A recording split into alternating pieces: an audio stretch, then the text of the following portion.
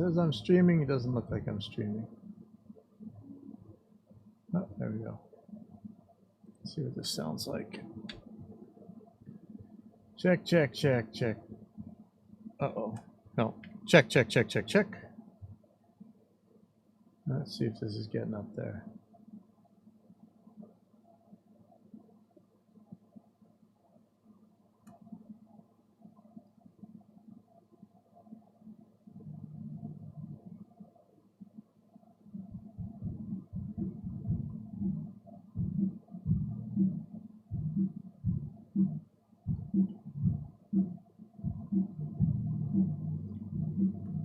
Okay, I guess I'm about to turn my AC off. Let me check, make sure my chat's. Yeah, you know, I'm moving this mic around setup thingy. I guess I could grab the webcam and show you, but whatever.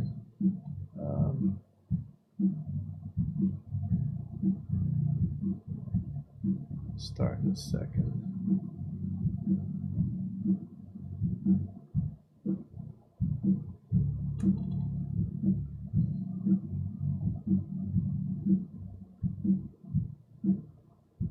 Oh, what I do want to know is this audio and video in sync? Let's check that.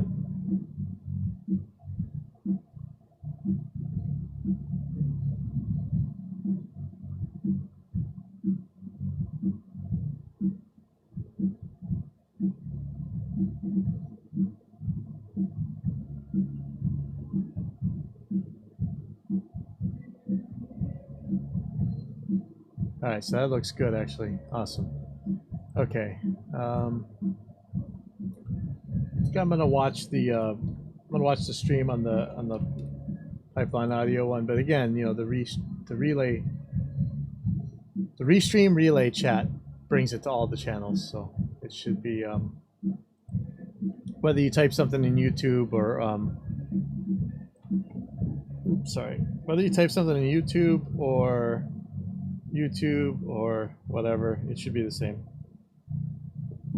But yeah, ideally you'd use this one on Facebook or use the YouTube one or whatever. I can see the chat relay regardless. So let's see. Oh, okay. Okay, so I'm gonna start the stream in a second. Okay, so shut up, air conditioner. There you go. Still a band out there.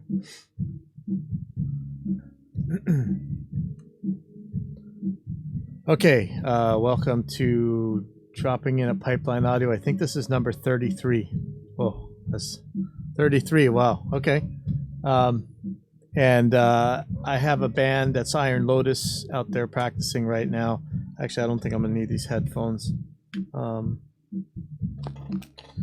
Iron Lotus is out there practicing right now, so there's gonna be some noise in the mic as usual. I did turn off the AC for once, so let's see if that helps. Anyway, I don't have any guests this time unless somebody pops in on the chat, and we'll see, or wants to jump in on the Skype. But I did have a couple things that I wanted to talk about. So first of all, I don't know if you guys saw the Stevie T and Dragon Force thing. If you don't know Stevie T or Steve Terraberry, I think he's just an amazing guitar player. He's an amazing educator on YouTube. He has a great YouTube channel. It's funny, it's entertaining, but I mean, obviously the guy is insanely capable as a musician and creative as a writer and everything else. And he had a couple, like, I think joke videos where he's kind of making, you know, saying he's going to play lead triangle in Dragon Force or whatever. And I think he actually got invited to play for Dragon Force, which is awesome. And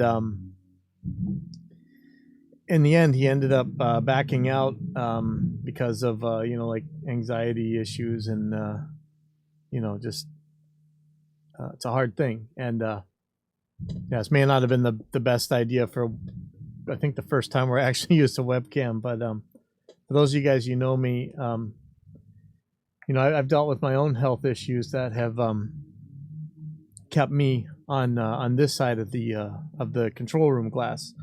And, you know, I had a good life and a good career, and it's all a lot because of that, because, you know, I can't go out and play shows. So I I learned how to solder real good, basically, and learning how to solder brought me into a lot of stuff that was way above my pay grade. And it's a hard thing, but at the same time, Stevie, the important thing is you put in the work and became who you were to the point where these guys would have even invited you, and that's the important part, I think. So that's awesome. Keep going, and if you decide to play stuff later on, go for it. I see another video about why I don't play live from you, so maybe it's the same kind of thing. And I'm actually getting better lately, to the point where I actually played 2 shows in a band a year ago, thanks to some health advances in technology or medicine.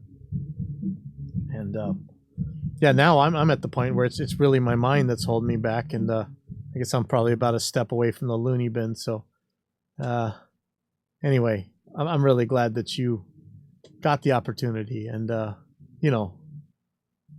think I can speak for a lot of your fans out there that we don't want to see you not doing shows from YouTube. So that tour with Dragon Force would have just taken away some of your shows. So selfishly, I think we're glad that you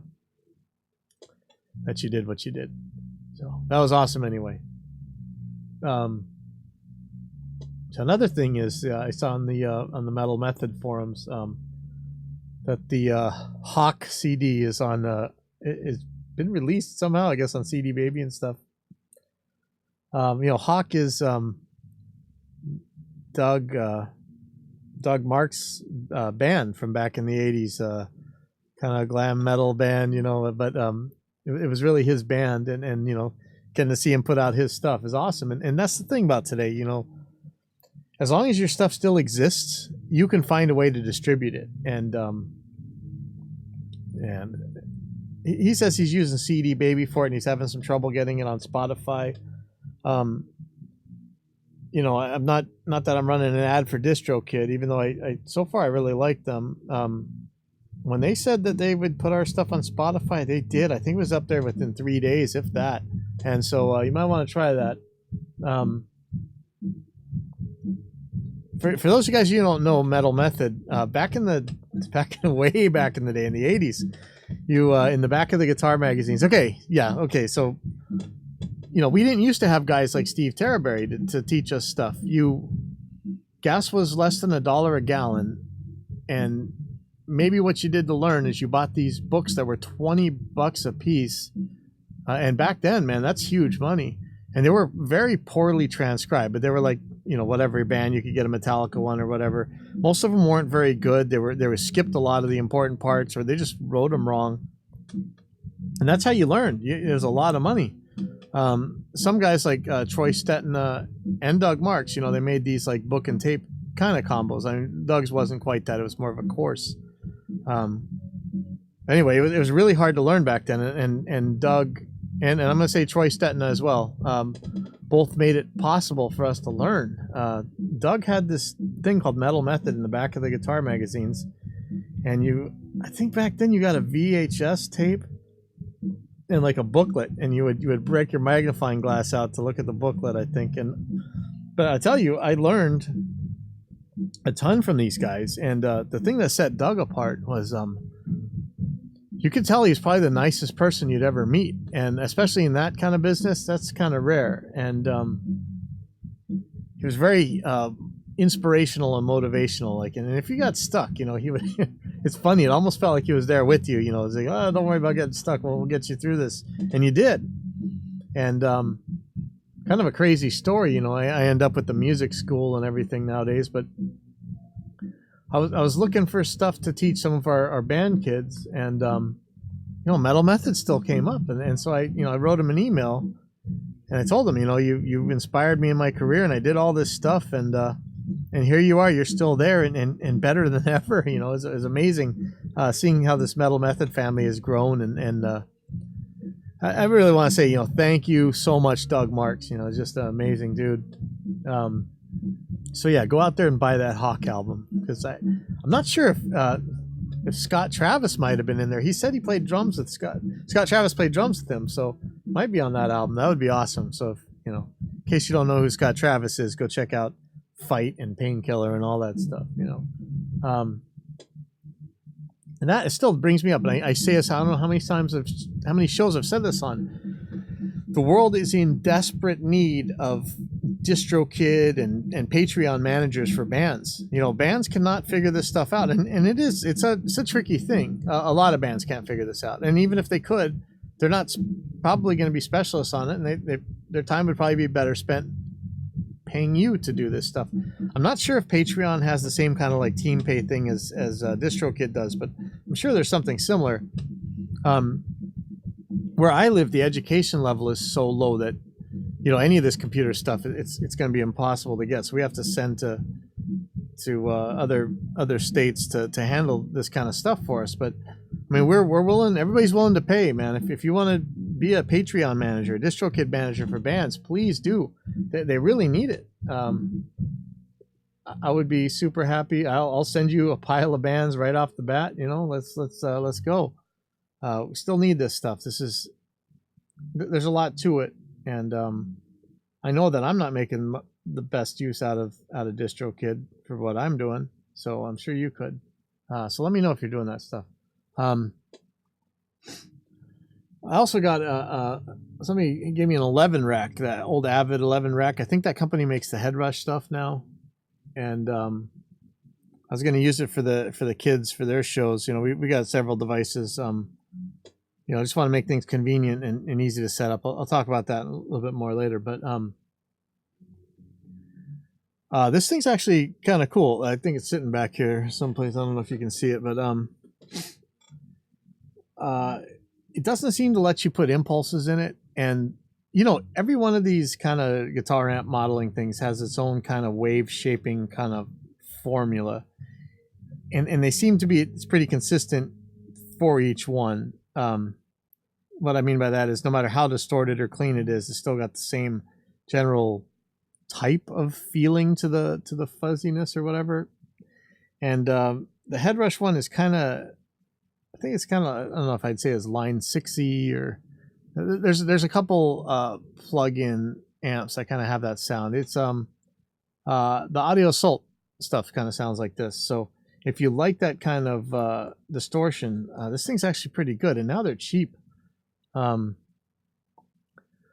thing that, if you've ever seen my bringing the studio to the stage thing, where I talk about, you know, what we really need when it comes to these devices, whether they're hardware or software, and whether they're modeling or the real thing, whatever.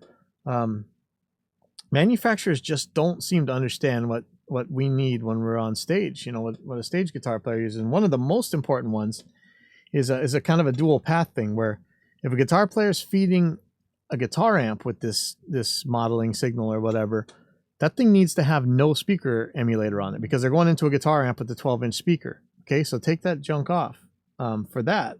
But at the same time, they're going to the PA system or the recording system or whatever, and then you do need your speaker impulse or your speaker model or whatever.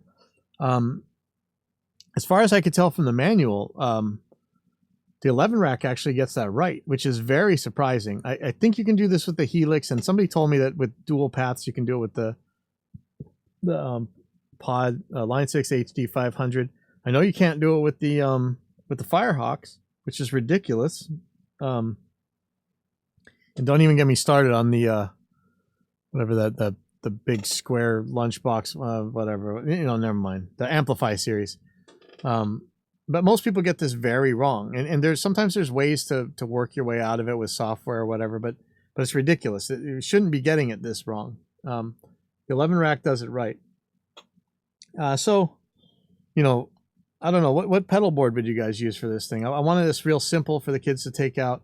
I was thinking about an FCB 1010, and some of you guys seen that I made like a wireless battery powered version. I'm not sure how well the battery powered thing would actually work for this. I still never made a 9-volt hookup on mine. So plus, because of the way mine is with the wireless, you wouldn't be able to really that wireless is Bluetooth for the computer or for the iPad or whatever. It's not really wireless to a wireless MIDI. And those wireless MIDI things are ridiculously expensive, the Panda one or whatever. So I was looking into a one wire mod for that, where it carries the power and onto the MIDI cable. Unless is there some cheap new MIDI wireless stuff out there? Let me know. But otherwise, I really would like some advice on one of those one wire setups. So you put you run the power down the MIDI cable to the 1010. Some of them will run both MIDI in and out on one 7-pin cable. That looked pretty interesting. Whatever, let me know about that. And I don't know if there's auto engage for the wah on the 11 rack. Let me know about that too. I'll be trying that out. So if not, maybe I can get another 1010 and try and put the 9 volt in it finally. You know, like, why not? That'd be neat to find out if that really works. But yeah, let me know about any other pedal board that'd be easy to do. Battery powered ones are cool. You know, I don't want the battery to die, but yeah, I'd probably rather have it carry down the MIDI cable unless it was wireless. So I was fixing up an old, well, for those of you who've been following the Random Weirdos years ago, like our little kid band that really did good, they kind of quit in 2015, I think. One of the guitar players from there is going to be playing with one of our newer kids band, and her guitar was a little bit beat up, so we needed more saddles. Probably need to replace the saddles on the Floyd Rose Special. And I don't know if you know, a couple months ago I was writing about it. Man, how hard it is to find information about the saddles, you know, and how hard it is to actually buy these parts for these Floyd Rose saddles and things. It was interesting that if you do call Floyd Rose themselves on the phone, you can get a lot of the stuff. They'll actually sell it to you. It may not be listed on their site, which is bizarro. And there's a lot of variations in this stuff, so it's always confusing. And then there's different ways of writing, which are the if you didn't know, actually let me pull, maybe I can find some of these. Sorry, grab out my toolbox. These saddles. The different Floyd Rose saddles. I think these are the ones from Stu Mac, which are again different. They have different heights, and they have different ways of. Everybody assumes that Floyd Rose has no radius. It does. It has its own radius. You can use shims and stuff on them, but they all print different things on them. You know, so it's hard to tell exactly which height they are. And finding go ahead and Google it. Like, finding how to tell which one is what is really tricky, and even how they number them is different. So. If you really have to fix Floyd Rose parts, and I recommend, if you have a Floyd Rose Special, spend the money and get the steel saddles. They just don't break as easy. I've broken so many of the zinc ones. I know I shouldn't have, but I did. But give Floyd Rose a call, and it's gonna make your life a lot easier.